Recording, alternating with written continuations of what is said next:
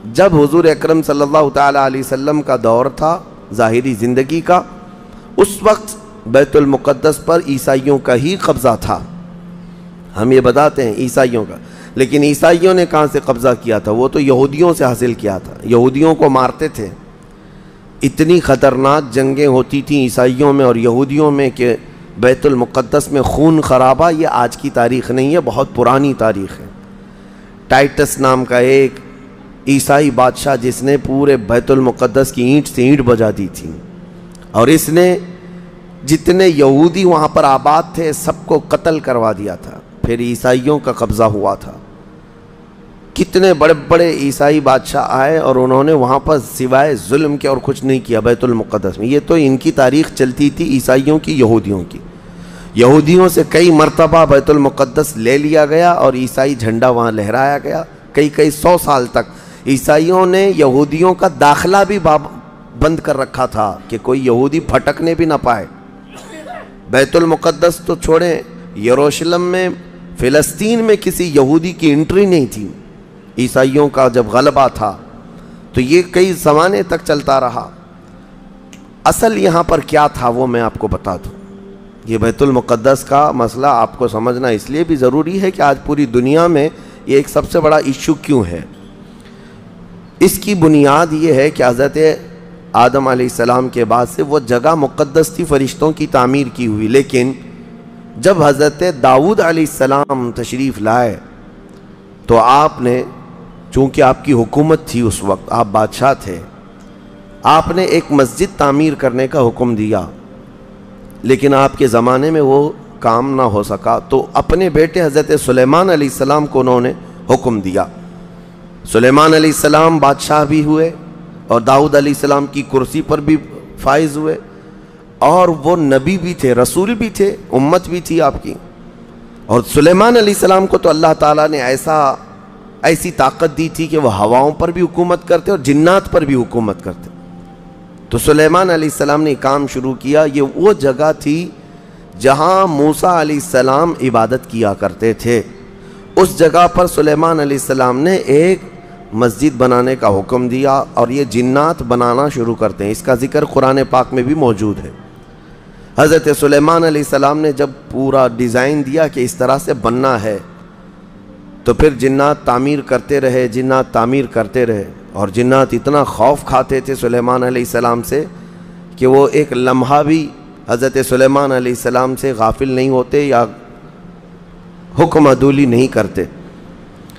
ہوا یہ کہ کام ابھی کمپلیٹ نہیں ہوا تھا کہ سلیمان علیہ السلام کا انتقال ہوا، تو جنات بھاگ جاتے، لیکن اللہ کی مصلحت، حضرت سلیمان علیہ السلام لکڑی لے کر یوں کھڑے رہتے تھے، اپنا عصا لے کر کے کھڑے رہتے تھے اور کام دیکھتے رہتے تھے۔ جب تک سلیمان علیہ السلام کھڑے ہیں تیزی سے جنات بڑے بڑے پتھر لاتے تعمیر کرتے رہتے تھے۔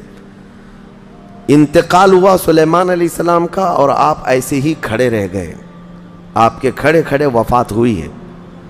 اور اس طرح سلیمان علیہ السلام کی وفات کو سالوں گزر گئے، لیکن آپ وہاں سے ہٹے نہیں کیونکہ کام چل رہا تھا۔ قرآن میں ہے، اللہ تعالیٰ فرماتا ہے جب لکڑی کو دیمک کھا گئی، کتنے سال گزر گئے ہوں گے، حضرت سلیمان علیہ السلام یوں ہی کھڑے تھے۔ اور عام دوسرے لوگوں کی موت تو چھوڑو، نیند میں کھڑا ہو کر کے دکھائے۔ وہ اللہ کے نبی تھے کہ انتقال کے بعد بھی وہ کھڑے رہے۔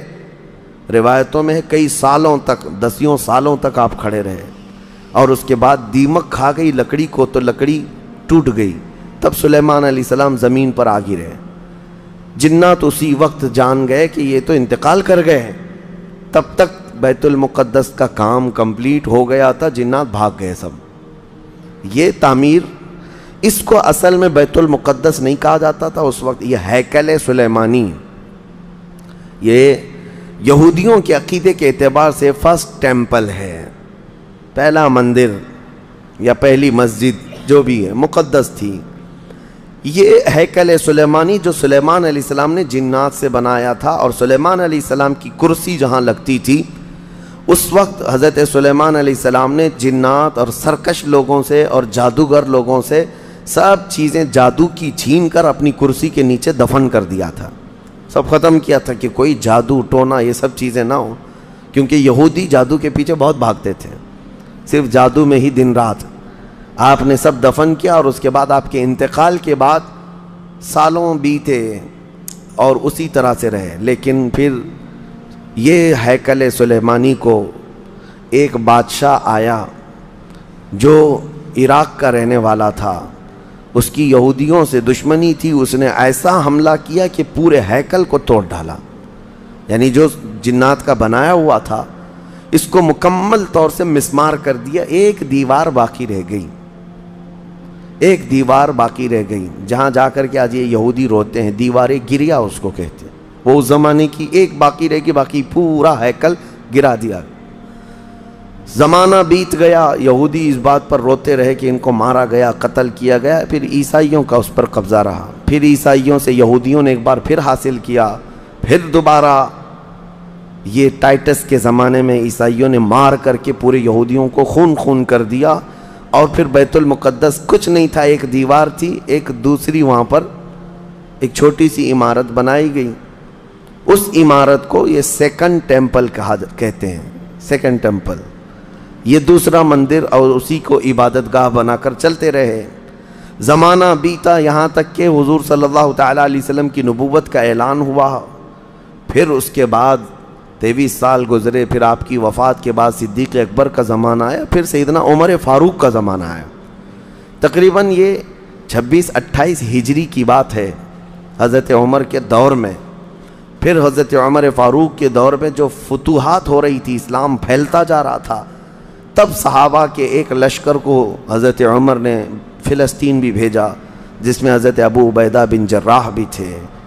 تو ان صحابہ نے اس چھوٹے سے لشکر کو لے کر فلسطین کا معرکہ ایسا سر کیا کہ یہ عیسائی سب جان چکے تھے حالات کیا چل رہے ہیں، سیرنڈر ہو گئے اور کہا ہم جو ہے یہ بیت المقدس کی ساری چابیاں آپ کے حوالے کرتے ہیں، لیکن ایک شرط ہے کہ ہم آپ کے ہاتھ میں نہیں دیں گے بلکہ مسلمانوں کے امیر المومنین کے ہاتھ میں دیں گے، وہ آئیں ہمارے پاس۔ تو وہاں جو صحابہ تھے انہوں نے خط لکھ کر بھیجا حضرت عمر کو۔ حضرت عمر مدینے میں تھے، کہا ٹھیک ہے میں آ رہا ہوں۔ قبلہ اول مسلمانوں کے ہاتھ میں تھا، بیت المقدس آ رہا تھا۔ سیدنا عمر فاروق مدینے سے چل پڑے، ایک غلام کے ساتھ نکلیں اور ایک سواری ہے، ایک خچر ہے، اور دونوں بھی کس انداز سے جا رہے ہیں، ایسا امیر المومنین جس کے رعب سے قیصر و کسریٰ کانپتے تھے، لڑائی کی کسی کے اندر مجال نہیں تھی۔ وہ ایک خچر کے سواری پر اتنا لمبا سفر طے کر رہے ہیں، وہ بھی غلام سے یہ طے کر رکھا ہے 1 میل میں بیٹھوں گا، 1 میل تو بیٹھنا، ہاں تو رسی پکڑ کے چلے گا 1 میل تک، اور اس کے بعد جب تو بیٹھے گا تو میں رسی پکڑ کے چلوں گا 1 میل تک۔ اس طرح سے تو سفر طے کیا۔ جب فلسطین پہنچ رہے تھے اور اس وقت لوگوں میں خبر تھی کہ امیر المومنین آ رہے ہیں، تو لوگ دیکھنے کے لیے شہر سے بھاگے بھاگے باہر آئے۔ اتفاق ایسا کہ اس وقت خچر گھوڑے پر بیٹھنے کی باری غلام کی تھی اور نکیل رسی حضرت عمر کے ہاتھ میں تھی۔ دوڑے ہوئے لوگ آئے جو نہیں پہچانتے تھے، عیسائیوں نے امیر المومنین کہہ کر اس غلام کا استقبال کیا کہ تشریف لائیں۔ تب جو صحابہ تھے وہاں پر انہوں نے پکار کر کہا اے نادانو، وہ امیر المومنین نہیں، رسی پکڑا ہوا امیر المومنین ہے، یہ امیر المومنین ہے۔ پہلی مرتبہ ان اعلیٰ اخلاق و کردار کو عیسائیوں نے دیکھا تھا کہ وقت کا خلیفہ کوئی گھوڑے کی رسی پکڑ کر کے بھی چلتا ہے، تو بہت متاثر ہوئے، اور اس کے بعد بنا کسی جنگ کے حضرت عمر فاروق رضی اللہ تعالیٰ عنہ بیت المقدس میں داخل ہوئے، اور ان عیسائیوں نے جو کچھ بھی وہاں پر کیا تھا اس کو نکالا۔ پھر حضرت عمر فاروق رضی اللہ تعالیٰ عنہ نے پہلی اذان دینے کا حکم فرمایا، وہ ظہر کی اذان تھی، آپ نے وہاں پر نماز پڑھائی۔ پھر اس کے بعد یہ سلسلہ چلتا رہا۔ اب اس میں تفصیل ہے، عیسائیوں کو اسی طرح ہم بھی بھگاتے، مسلمان بھی بھگاتے، جیسے یہ یہودیوں کو بھگاتے تھے، تو انہیں آج بولنا چاہیے تھا کہ مسلمانوں نے زبردستی قبضہ کیا۔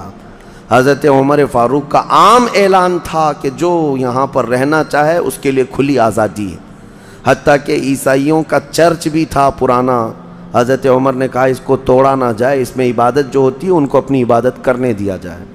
حضرت عمر چاہتے تو اینٹ سے اینٹ بجا دیتے، نکال کر صاف کر دیتے ہیں، لیکن آپ نے کھلی اجازت دی، اور عیسائی ویسے ہی باقی رہے۔ 400 سال تک یہ سلسلہ چلتا رہا۔ پھر فاطمی دور آیا، یعنی بنو عباس کی خلافت ختم ہوئی، فاطمیوں کا غلغلہ تھا، انہوں نے خلافت سنبھالی، لیکن وہ مضبوط نہیں تھے، کمزور خلیفہ آئے، جس کی وجہ سے صلیبی طاقتیں جتنی بھی تھیں سب آ کر کے اس خلیفہ پر قبضہ جما لیا، اور بیت المقدس میں اجازت پہلے مانگ لی کہ ہمیں آنے جانے کی اجازت دی جائے۔ جب آنے جانے کی اجازت مل گئی تو پورے علاقے پر زبردستی غاصب قبضہ کر کے وہاں سے سارے مسلمانوں کو ختم کر دیا، بہت مسلمانوں کا قتل کیا۔ فلسطین کی سرزمین یہودیوں کے قتل سے بھی بھری ہے، مسلمانوں کے قتل سے بھی بھری ہے، اور یہودیوں نے عیسائیوں کا بھی قتل کیا ہے، لیکن مسلمانوں کا قتل عام کر کے یہ زبردستی فائز ہوئے ہیں کس پہ؟ بیت المقدس پر۔ یہ قبضہ جو ہے 87 ایئرز تک چلتا رہا، 87 سال تک۔ یہ اس وقت کا المیہ تھا کہ مسلمان خلیفے تھے، گورنر تھے، بہت سارے حکمران تھے، رونا روتے تھے، لیکن کوئی آگے بڑھنے کو تیار نہیں تھا۔ کردستان کا ایک شہزادہ صلاح الدین ایوبی، جو نور الدین زنگی کے شاگرد تھے اور ان کی فوج کے سپاہی تھے، ان کو یہ روزانہ خبریں تھی کہ بیت المقدس میں سب کچھ اجاڑ دیا گیا ہے، مسلمانوں کی اذان بند ہے، وہاں نہ جمعہ کا خطبہ ہو سکتا ہے، نہ ہی عبادت کے لیے وہاں پر نماز پڑھی جا سکتی ہے۔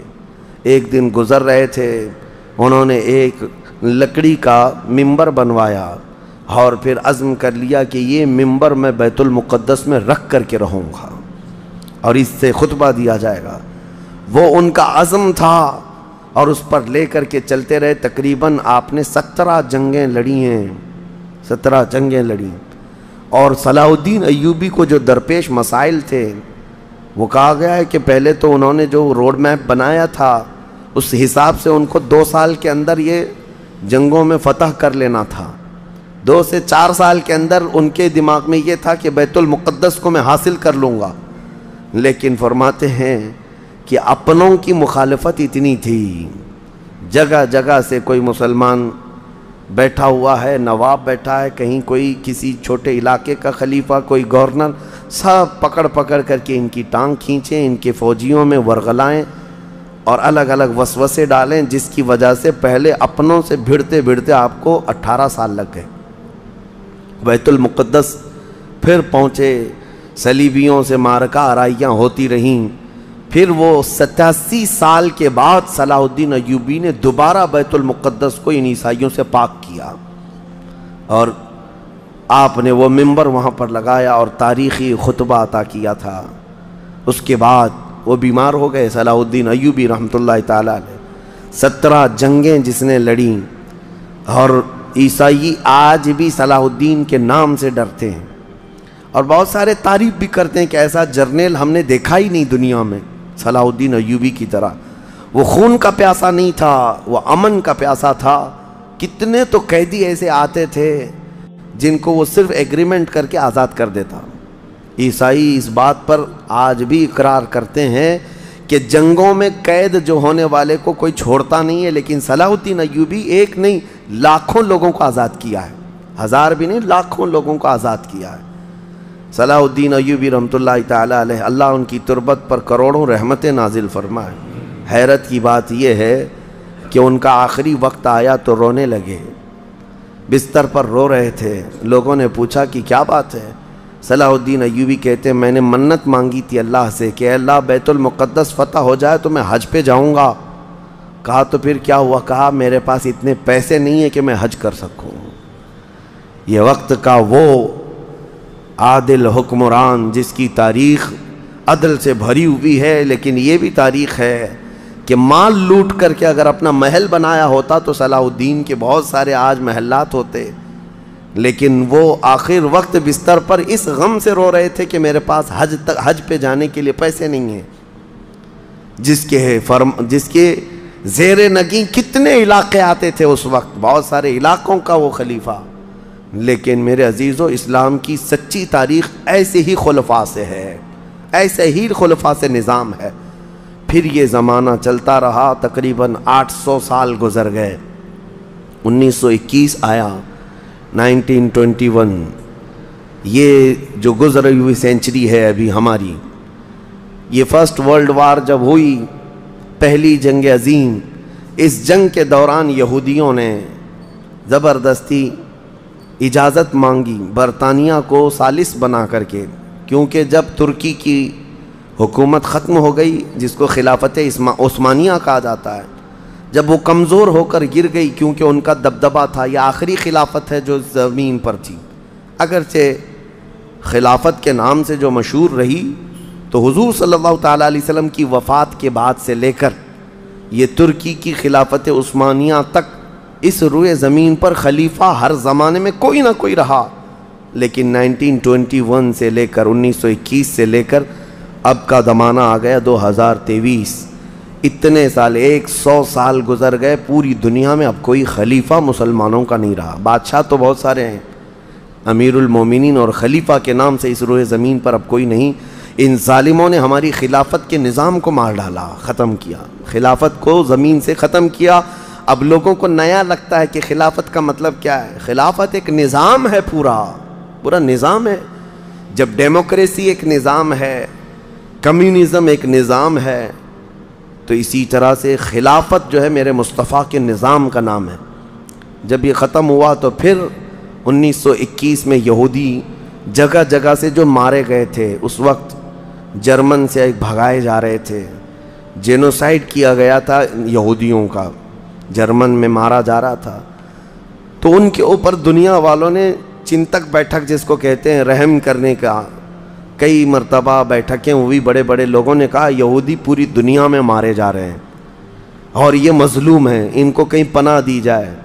پناہ دینے کے لیے جب بات آئی تو فلسطین کا ایک چھوٹا سا علاقہ 4000 یہودیوں کو رہنے کی اجازت دی گئی۔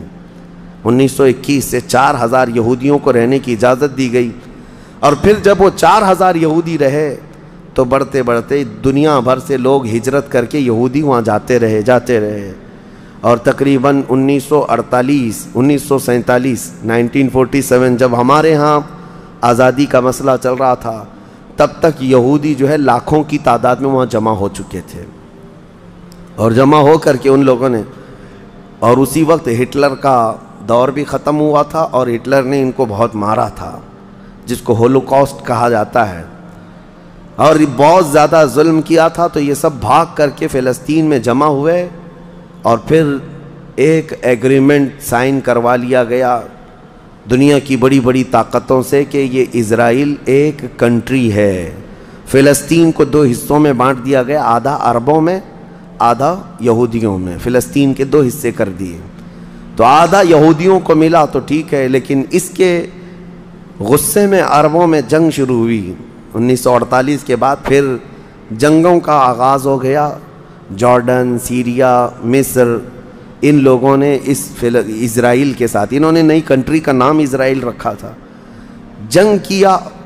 جب جنگ کرتے رہے، اسرائیل اپنے پیر پھیلاتا رہا اور آگے بڑھتا رہا، کیونکہ اس وقت ان عربوں کے اندر یا جدید ہتھیار نہیں تھے۔ اسرائیل کو فلی طور پر امریکہ کا سپورٹ تھا، UK کا سپورٹ تھا، یورپ کا سپورٹ تھا۔ ان تینوں ملکوں کے ساتھ بڑی خوفناک جنگوں میں ان کو پیچھے ڈھکیل دیا گیا، بلکہ جو صحرائے سینا تھا مصر کا، وہ بھی اسرائیل نے قبضہ کر لیا۔ طور سینا جس کو کہتے ہیں، کوہ طور، وہ بھی ان کے لیے مقدس تھا، وہ بھی حاصل کر لیا۔ پھر اس کے بعد دوسری جنگ بھی ہوئی تھی مصر کی، تب مصر نے وہ علاقہ واپس لیا اور اسرائیل کو سمیٹنے کی کوشش کرتے رہے۔ 3 بڑی جنگوں میں ہوا یہ کہ جب جنگ ہوتی رہی، اسرائیل پھیلتا رہا۔ پھر 1978 کے قریب یا 75 کے آس پاس اسرائیل نے پورے طور پر فلسطین کا کنٹرول اپنے ہاتھ میں لے لیا، جس میں بیت المقدس بھی چلا گیا۔ یہ ہے تاریخ میں آدم علیہ السلام کے زمانے سے لے کر یہاں تک کی بتا رہا ہوں، مختصر جھلکیاں۔ اس کے بعد سے یہودیوں نے بیت المقدس کا کنٹرول اپنے ہاتھ میں لیا، حالانکہ UN کا یہ فیصلہ ہے کہ پورے اسرائیل کو یہ خاص طور پر تنبیہ کی گئی ہے کہ صرف مسجد اقصی جو بیت المقدس ہے، اس کا کنٹرول اور اس کا مینجمنٹ اس کے انتظامات یہودیوں کے ہاتھ میں بھی نہیں رہیں گے اور وہاں کے فلسطینی مسلمانوں کے ہاتھ میں بھی نہیں رہیں گے، یہ جارڈن کی حکومت کو دیا گیا ہے۔ جارڈن کی حکومت جس کو کسٹوڈین آف یہ کہا جاتا ہے بیت المقدس، وہ اس کے انتظام دیکھتی ہے، لیکن برائے نام ہے یہودیوں نے دھجیاں اڑا رکھی ہیں پورے دنیا بھر کے قوانین کی۔ جہاں جہاں ان کو پابندی تھی کہ یہاں نئے گھر نہیں بنائیں گے، ابھی 3-4 سال پہلے انہوں نے پورے مسلمانوں کے محلے کو ختم کر کے 200 گھر بنائے، یہودیوں کو آباد کیا۔ برسوں سے یہاں جو مسلمان تھے، ابھی آپ جا کر کے کبھی دیکھیں یروشلم، بیت الحم جو بیت المقدس کے آس پاس کے علاقے، رام اللہ 40 سال 45 سال ہو گئے دکانوں کو تالے لگے ہوئے ہیں، جالے لگے ہوئے ہیں، لیکن کھولنے کی اجازت نہیں ہے۔ اتنے پرانے وقت سے دکانیں بند ہیں، کہا کہ نہیں یہودیوں کی طرف سے کوئی یہاں پر کھولنے کی اجازت نہیں ہے، مسلمانوں کے نام پر۔ اور اللہ کا فضل تو دیکھیں، وہ مسلمان کیسے جگرے والے لوگ ہیں، میں نے اپنی آنکھوں سے دیکھا ہے۔ ہر جگہ کی طبیعت کے اعتبار سے اللہ تعالیٰ مخلوق پیدا کیا ہے۔ ان ظالم غاصب اسرائیلیوں کو ہم نے دیکھا، یہ بندوق تانے بیت المقدس کے ہر دروازے پر کھڑے رہتے ہیں، اور مسلمانوں کا فلسطینی 8 سال کا بچہ آتا ہے، اس کی نال یوں پھینک کر کے مسجد میں اندر جاتا ہے، نماز پڑھتا ہے، پھر نکلتا ہے، اور وہ فوجی دیکھتا رہ جاتا ہے، کچھ نہیں کرتا۔ بسا اوقات گولیوں سے برساتے ہیں۔ روزانہ کا معمول یہ ہے، رات کو گولیوں کی بارش ہوئی، سمیٹ کر کے ختم کیا گیا، زخمی ہاسپٹل میں گئے، دوسرے دن دیکھا عصر کے بعد بیت المقدس کے باہر صحن جو ہے وہاں پر پھر عورتیں بچے سب جو روزانہ عصر سے لے کر مغرب تک اپنی روٹیاں اپنے کھانے لے کر کے آتی ہیں، بیٹھتی ہیں، ایسا لگتا ہے یہاں کچھ ہوا ہی نہیں، کچھ ہوا ہی نہیں۔ مائیں بچوں کو بچپن سے یہ چیز ڈال دیتی ہیں کہ بیٹا اگر تو ابھی گھر سے گیا نماز کے لیے تو ہمیں یہ یقین نہیں ہوتا کہ تیرا جسم آئے گا کہ تیری لاش آئے گی۔ ہر ماں کا یہ وہاں پر جذبہ ہے، اور یہ حدیث پاک میں موجود ہے۔ میرے آقا صلی اللہ علیہ وسلم نے فرمایا لا تزال طائفۃ من امتی، میری امت میں سے ایک جماعت ایسی رہے گی جو قیامت تک حق کے لیے لڑتی رہے گی، اور اللہ ان کا ناصر و مددگار ہوگا۔ بیت المقدس کی یہ تاریخ آج، بیت المقدس کو انہوں نے خون میں نہلا رکھا ہے، یہودیوں کا زبردستی اس پر قبضہ ہے۔ اب یہ چاہتے کیا ہیں یہ بھی میں آپ کو بتا دوں، یہ چاہتے ہیں کہ یہ مسجد اقصی جو تعمیر ہوئی یہ حضرت عمر کے حکم سے ہوئی، پھر اموی خلفاء جب آئے، خلیفہ ولید بن عبد الملک، اس نے پوری مسجد بنوائی، اور یہ جو پیلا گنبد آپ دیکھتے ہیں قبۃ الصخرہ جو مسجد اقصی سے جس کو مشہور کیا گیا ہے، یہ قبۃ الصخرہ ہے، ڈوم آف راک جس کو کہتے ہیں، یہ اصل اس سے لگی ہوئی ہے بیت المقدس کی مسجد پرانی، اس کو شو نہیں کرتے، اس کو یہ گھرا کر کے اس کو پورا زمین بوس کر کے 3rd ٹیمپل بنانے کا پلان ہے۔ ان کو یہ چاہیے کہ حضرت داؤد علیہ السلام کے زمانے میں جو کام شروع ہوا تھا، سلیمان علیہ السلام نے جو مندر بنایا تھا، جو ٹیمپل بنایا تھا، ہم اس کو اسی جگہ تعمیر کریں گے۔ تو بیت المقدس مسجد اقصی کی دیوار سے دیوار انہیں گرانا ہے، اس کے لیے یہ کیا کیا سازشیں کرتے رہے، کھدائی کرتے رہے کہ یہاں پرانا خزانہ ہے، فلاں چیزیں ہیں، ثبوت نکالنا ہے۔ کتنا دیواروں کو ہلانے کے لیے آرٹیفیشیل زلزلے لائے گئے، مصنوعی طور پر یہ زمین ارتھ لائے گئے کہ مسجد اقصی گر جائے، لیکن اللہ کی مرضی جب تک چاہے۔ اب اگر حالات ایسی ہیں تو یہ مسجد اقصی کو گرا کر کے وہاں پر ایک 3rd ٹیمپل بنائیں گے، جس کا پورا آرکیٹیکٹ ڈیزائن بھی انہوں نے ظاہر کر دیا ہے، نشر کر دیا ہے، کوئن بھی ایک جاری کر دیا ہے جس کو لے کر کے ان کے 3rd ٹیمپل کے اندر جائے گا، آئے گا۔ یہ 2017 کی بات میں بتا رہا ہوں، پوری تیاریاں کر لی گئی ہیں۔ اب دیکھا گیا ہے کہ مسلمان ہر جگہ سے سوئے ہوئے ہیں، اب کوئی بھی اٹھتا نہیں ہے۔ عربوں کے منہ میں تو انہوں نے اپنی زبان رکھ دی ہے، عرب اب بولنے کے قابل نہیں رہ گئے، اور بغل کے جو دیش لڑے تھے پہلے، مصر، سیریا، جارڈن، آج ان کی حالت کیا ہے؟ وہ خود خانہ جنگی میں مبتلا ہیں، آپس کی لڑائیوں میں مصروف ہیں۔ اسرائیل کی غنڈہ گردی اور دادا گیری اس حد تک بڑھ گئی ہے کہ اسے آس پاس کسی کا خوف نہیں۔ ہاں اگر کچھ بولتا ہے تو کبھی ترکی بولتا ہے، ہاں اس کو اپنے اس ملک کے لیے سب سے بڑا خطرہ محسوس ہوتا ہے تو ایران ہے۔ ایران کو اس نے سعودی سے ایسا لڑا کر کے رکھا ہے کہ وہ آپس میں جنگیں کرتے رہیں۔ اسی لیے ابھی ایران اور سعودی کا پیس معاہدہ ہوا، ایگریمنٹ ہوا، تو سب سے پہلے نیند حرام ہو رہی ہے اسرائیل کی کہ یہ اگر دوست ہو گئے تو میرا کیا ہوگا، میری حفاظت کیا ہوگی۔ اسرائیل حماس کو مدد کرتا ہے، جو غزہ میں ایک علاقہ باقی رہ گیا مسلمانوں کا جو فلسطین کے اندر ہے، جو آج تک لڑ رہے ہیں، آج تک راکٹ داغتے ہیں، اسرائیل کے ساتھ لڑتے ہیں۔ 20,000 کی تعداد ہے وہ بیچاروں کی، 20,000 کی تعداد ہے۔ اب یہ تاریخ اس طرح سے بتائی جاتی ہے، نیوز اس طرح کی ہے، اسے حماس کو اسرائیل مدد کرتا ہے، فلاں مدد کرتا ہے، جو بھی مدد کرتا ہو ہمیں اس سے وہ نہیں، لیکن ایک حق جماعت قیامت تک حق پر قائم رہے گی اور بیت المقدس کے لیے لڑتی رہے گی۔ پھر وہ دن آئے گا جب میرے آقا صلی اللہ تعالیٰ علیہ وسلم کی حدیث پاک ہے، خراسان سے ایک جماعت نکلے گی، خراسان سے ایک جماعت نکلے گی۔ خراسان پہلے کے دور میں رشیا کا کچھ حصہ، افغانستان کا کچھ حصہ، ایران کا کچھ حصہ، ایک پورا بڑا نقشہ ہے، اس کو پرانا خراسان آپ دیکھیں گے۔ خراسان سے ایک جماعت نکلے گی، ان کے ہاتھ میں کالے جھنڈے ہوں گے۔ میرے آقا نے فرمایا وہ اتنی تیزی سے نکلیں گے کہ دنیا کی بڑی سی بڑی طاقت ان کا راستہ نہیں روک سکے گی، اور وہ سیدھے جھنڈے لے جا کر کے بیت المقدس میں نصب کریں گے، اور پھر اسلام کا پرچم وہاں سے بلند کیا جائے گا۔ یہ قیامت کے قریب ہونا ہے۔ اب میں اس بات پر اپنی گفتگو ختم کرتا ہوں۔ دعائیں تو ہیں کہ اللہ تعالیٰ بیت المقدس کو آزاد کرے، لیکن یہودی جتنے دن ناچتے رہیں گے، دندناتے رہیں گے، ایک دن آنا ہے دنیا اوپر سے نیچے ہو جائے، نیچے سے اوپر ہو جائے، مگر میرے مصطفیٰ کا فرمان ہو کر رہے گا انشاءاللہ، اور غلبہ اسلام آ کر رہے گا۔ آج یوم القدس کے طور پر پوری دنیا میں یہ بات منائی جا رہی ہے۔ میں بچوں میں یہ انفارمیشن نقل کرنا چاہتا ہوں کہ بچوں یاد رکھو ہمارا بیت المقدس سے کیا رشتہ ہے، ہمارا کیا تعلق ہے، اور ہمارے لیے وہ کتنی عظمت والی جگہ ہے۔ اس لیے کہ آپ ہندوستان میں ہیں، دور دراز ہیں، کہیں پر بھی ہیں، لیکن روحانی رشتہ تمہارا جب مدینے سے جڑا ہے تو مدینے کے آقا کے فرمان سے بھی جڑا ہوا ہے۔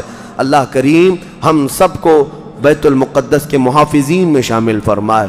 قیامت کے قریب امام مہدی کی فوج میں اللہ تعالی ہمارا شمول فرمائے۔ کریم خدا بیت المقدس کو تو آزاد فرما دے، یہودیوں کے چنگل سے اسے آزاد کر دے۔